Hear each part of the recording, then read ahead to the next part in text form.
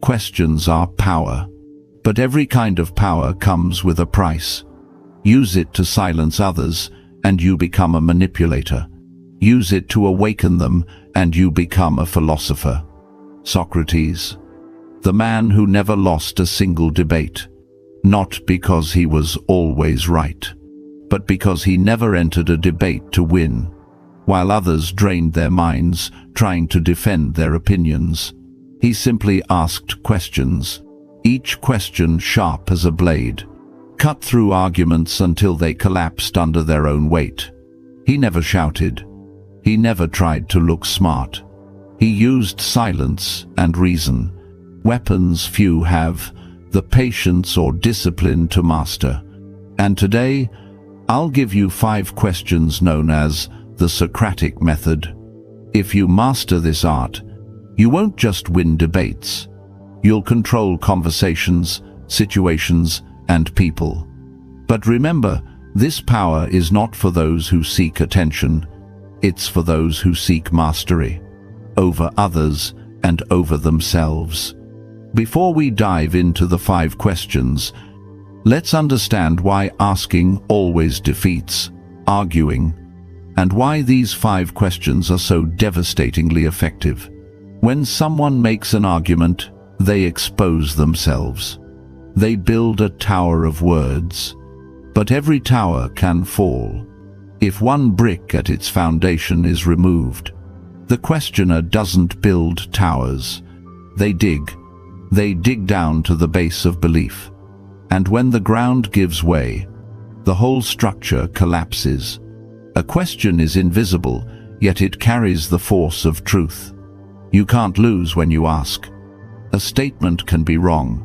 A genuine question cannot be wrong. Here's the psychological edge. Arguments make people defensive. Questions make them think. Socrates knew this.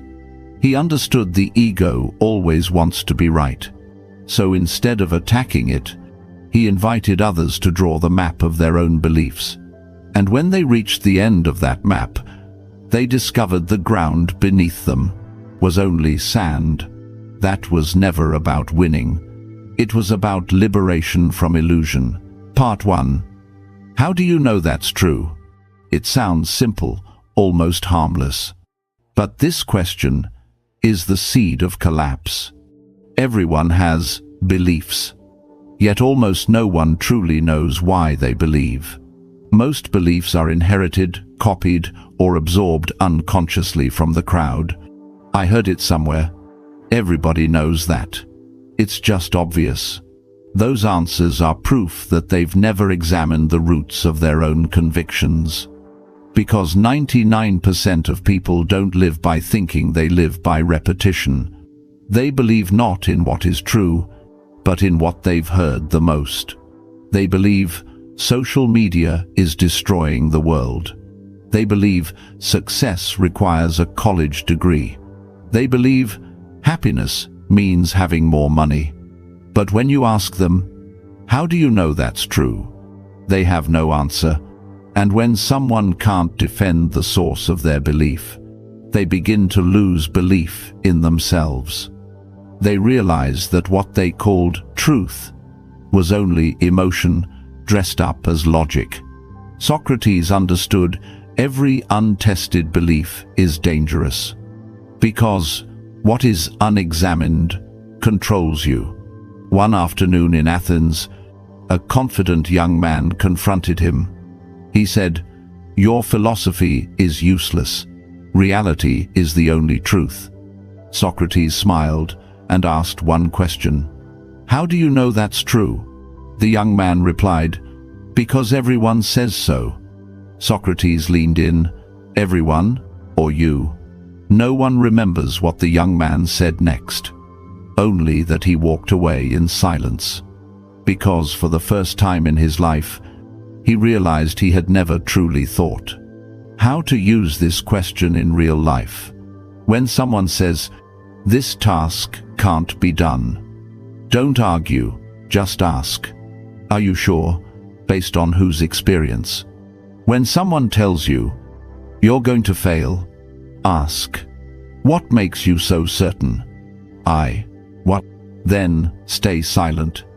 Don't try to win. Silence cuts deeper than words because it forces people to hear their own thoughts. And here's the advanced variation. What would have to be true for that to be false? That single question flips logic upside down and forces them to see the blind spot in their own mind. Sometimes it's powerful enough to make those who thought they knew everything sit still, like statues. Part 2. What are you assuming? Every argument is an iceberg. What you see is only the tip. What lies beneath those invisible assumptions are what keep it afloat. Take this example. People should go to college because college leads to good jobs. Sounds reasonable, right? But beneath the surface, you're assuming that everyone wants the same kind of job. You're assuming that the value of life is measured in money. You're assuming that college always leads to success. Peel away those layers, and the original argument begins to tremble, and the person speaking starts to think. This question doesn't destroy by attack. It destroys through awareness. It shines a light on the foundation no one ever examines. Seneca once said, "We suffer more in imagination than in reality," because most people don't live by truth. They live inside untested assumptions. They say, "I need other people's approval," but they never stop to ask, "What makes me believe I need that?" A young soldier once asked Marcus Aurelius, "My emperor, how can I avoid being offended?" And the emperor answered, "By understanding that words cannot offend, unless you assume they can." The question, "What are you assuming?" is a mirror reflecting the illusions we've built our lives upon. So, how do you use it? When someone says, "I'm not good enough," ask, "Compared to who?" In that moment, you've shattered the wall of comparison, one of the deepest roots of human suffering. When they say, "Everyone should go to college," ask, "Are you assuming everyone wants the same kind of life?" That's how you strike at the foundation, the hidden layer of belief, where truth lies buried. Part 3. What evidence would change your mind? This is the line that separates the thinker from the believer. A rational mind says, "If there's better evidence, I'm willing to change." But a blind believer says, "Nothing could ever change my mind." And the moment they say that, you don't need to continue, because they've already admitted the reason no longer lives there. This is the question most people fear, because it forces them to face an uncomfortable truth. If no evidence could ever change their view, then they're not thinking anymore. They're worshipping their own belief. Try it in a real conversation. Someone says, "Crypto is just a scam." You ask, "What kind of evidence would make you change your mind?" If they say, "Nothing, I'd never change," you've already won, because they've confessed. They're no longer guided by logic, but by pride. This question divides the learner from the believer. The learner adjusts when truth appears. The believer defends the ego, even when truth stands right in front of them. Epictetus once taught, "No man can learn what he thinks he already knows." That's what this third question truly is, a test of humility. If you can't point to the kind of evidence that would prove you wrong, then you've become the prisoner of your own certainty. Here's how to use it in everyday life. When someone tries to force their beliefs on you, simply ask, "If new facts appeared, would you be open to re-examining your view?" If they say, "No," you've already seen the limits of their mind. If they say, "Yes," you've just opened the door to wisdom. Part 4. What would someone who disagrees with you say? This question forces people to step outside themselves. And for most, that's the hardest thing in the world to do. The weak want to win. The smart want to understand. but the wise. The wise seek to understand even those who oppose them. This question is a test of comprehension. If you can't describe your opponent's view accurately, you don't truly understand the issue. Someone says, "Capitalism is the best system." You ask, what would someone who disagrees say? If they reply, "They're just jealous because they're poor," they've just admitted they've never really listened. Americans grow up surrounded by debate, but most of it is shouting, not dialogue. This question teaches what Marcus Aurelius once told his son: to understand another man's argument better than he does himself. That is the height of wisdom. Picture this: a discussion at an old military academy about discipline. A young officer stands up and says, "The army is fair. Whoever breaks the rules is punished." Then, an older instructor leans forward and asks, "And what if the rule itself was written by an unjust man?" The room falls silent. That is the power of a perspective shift. It opens a door they never knew existed. How to use this in real life. In a political argument, don't rush to counter. Ask, if you were born in another country, would you still think the same? In a personal conflict, ask, if you were me, how would you feel? One question can melt the ice of an entire conversation, because it touches something deeper than logic. It reaches empathy. Part 5. What would happen if everyone thought like you? This is the final strike. The question that drags an argument out of the clouds and throws it into reality. Someone says, people should be free to do whatever they want as long as they don't hurt anyone. Sounds noble, doesn't it? But ask, if everyone truly lived that way, who decides what hurt means? What about emotional pain? Long-term harm? Suddenly, that beautiful idea begins to crumble, because it cannot survive when taken to the edge of its own logic. Socrates called this reductio ad absurdum, pushing a belief to its limit to see if it still holds true. Marcus Aurelius once wrote, "What is right cannot be right only for you. It must be right for all." A thought only has value if it can be universal. If a principle collapses the moment you apply it to everyone, it isn't truth. It's a disguise for selfishness. When someone says, "Relax, I only lied a little," ask, if everyone lied a little, would trust still exist? When they say, "I did it because everyone does it," ask, if everyone thought that way, who would be the first to stop? This question is a mirror. It reflects the consequences they refuse to face.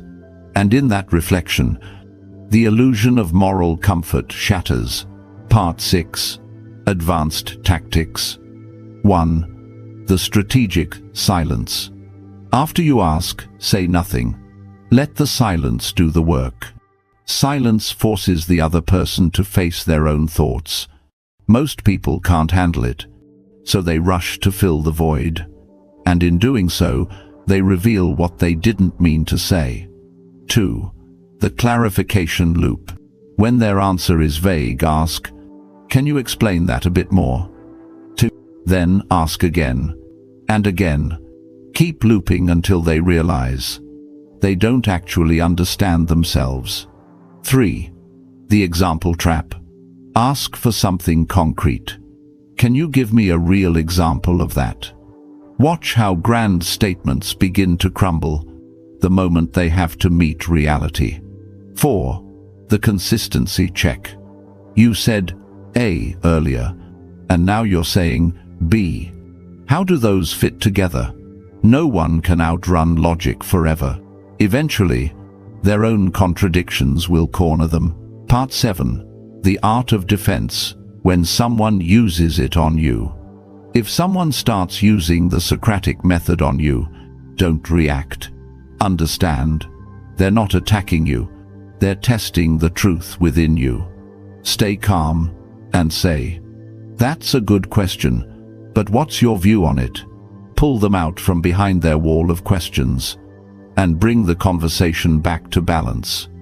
And always remember, not every conversation requires logic. There are moments when the Socratic method should not be used. When someone is in pain or anger, the reason doesn't heal emotion. When you're speaking to a boss or a professor, they may mistake curiosity for challenge. When a quick decision is needed, too much analysis kills action.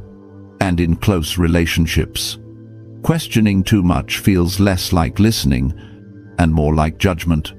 A true Stoic philosopher doesn't just know how to speak wisely, they know when. Part 8. Applying it to modern life.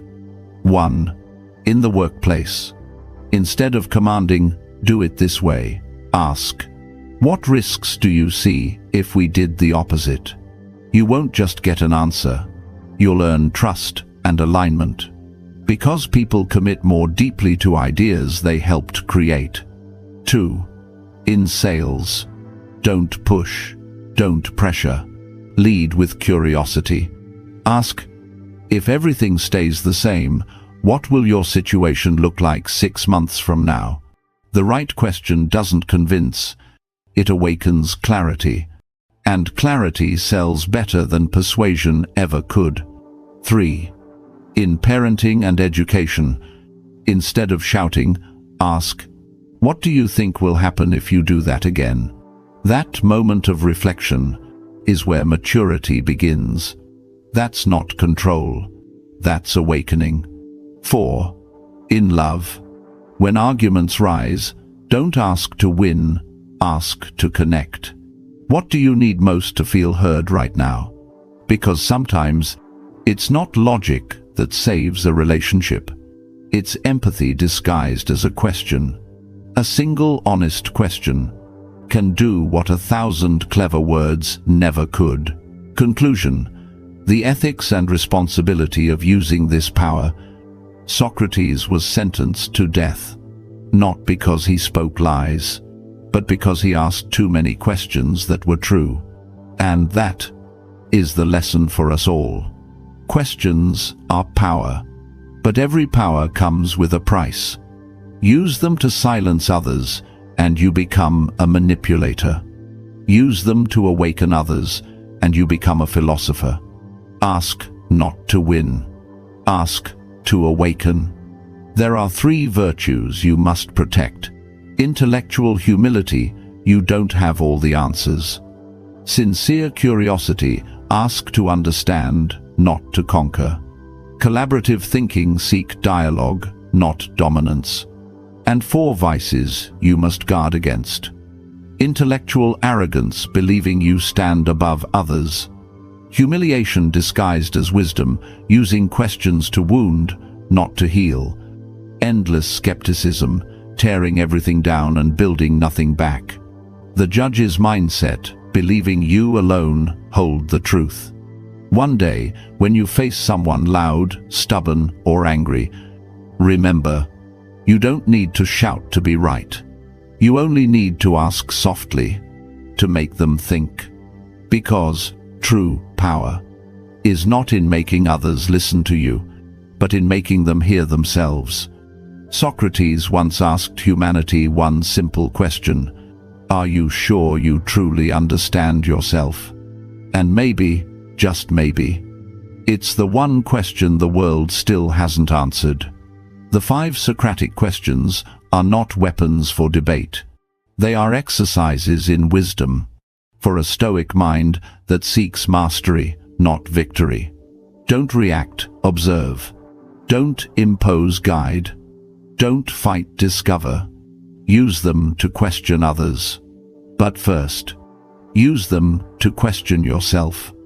Because the one who learns to ask the right questions no longer fears any answer. And if you've reached this point, you're already part of a rare group. Those who seek truth, not applause.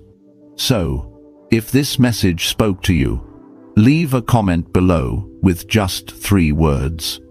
I choose awareness. Let that be your commitment. To live, to question, and to grow, with the calm strength of a Stoic mind. And if this journey inspires you, subscribe, share, and let's keep building a world where wisdom speaks louder than noise.